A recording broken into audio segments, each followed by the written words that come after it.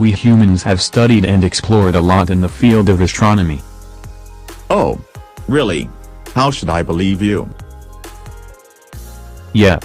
Because we know everything from lifelike exoplanets to explosive solar winds. We have studied the black holes, the neutron stars, and even the fabric of cosmos. But do we know our own boundaries? I mean, do we know where does the solar system end and what is at the edge of it? Ah. That's a good question.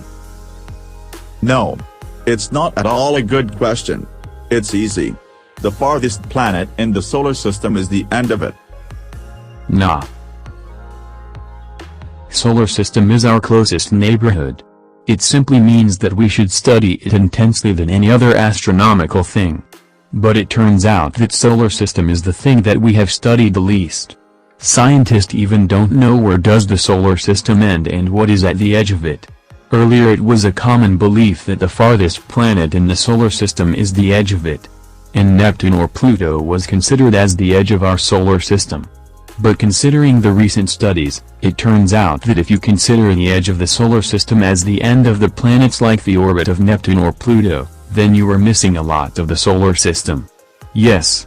Studies suggest that 90% of our solar system starts where the planets end. Oh. Then the Kuiper belt might be the ending of the solar system. The Kuiper belt was discovered in the 90s and the extent of solar system doubled ever since then. It is very similar to the asteroid belt between Mars and Jupiter, but the Kuiper belt is made up of icy objects.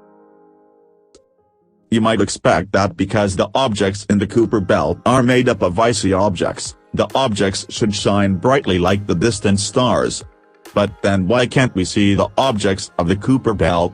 The surface of the objects of Kuiper belt is blackened due to the sun. So it is difficult to spot these objects. Besides this, these objects also do not have light of their own and they are very small as compared to stars.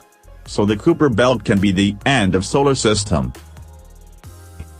But dude, recent studies show that there is something more beyond the solar system. And what is that? Due to Sun's magnetic field, which is equally influential beyond the Kuiper belt, a defensive shield called as the Heliosphere has been created. This defensive shield protects us from harmful charged winds and cosmic rays. Without this Heliosphere, our solar system won't boast life as the harmful cosmic rays which travel with the speed of light are so powerful that it can even tear apart electrons coming in its way. Heliosphere is made up of charged particles that deflects these cosmic rays and protects us. So without Heliosphere, we won't exist. So it is the end of our solar system. Still living with the old information. So, do you have any updated one? Yes. Launched in 1977, NASA's Voyager 1 is currently beyond the Heliosphere in the region called as the Heliopause. Heliopause is a region where the region in space where there is no influence of any star, and the heliosphere's outer reaches interact. Voyager 1 also sent us a surprising information that the outer reaches of the Heliopause has a bubble-like magnetic field. The Sun's line of magnetic field gets tangled up by the time it reaches in the Heliopause. Thus it forms giant bubbles of magnetic field and these bubbles are so huge to imagine. And this hard-to-imagine area is considered as the edge of our solar system. It seems that your reaches are only up to Voyager 1. What do you mean? I mean that it would still take many decades for Voyager 1 to exit the solar system. Stop kidding. It is in the Heliopause and once it gets out of it, it would have exited the solar system. Oh ho. Voyager 1 has still many decades to exit the solar system.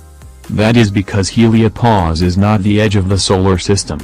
We knew that something is out there, beyond the planets, where sun's rays are weak but its magnetic field is still working.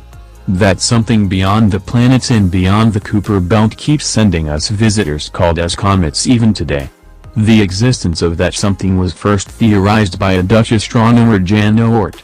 For thousands of years, astronomers have been seeing comets travel close to the Earth. The observations led to many paradoxes regarding the origin of comets. Jan Oort knew that if the surface of comets vaporizes before coming close to the Sun, it means it has formed very far away. So, seeing the observations, Jan Oort suggested that beyond the planetary section, there is a large reservoir called as the Oort cloud, of icy objects which send short and long-period comets. Impressed. You should be. Now we know that the Oort cloud is the edge of the solar system.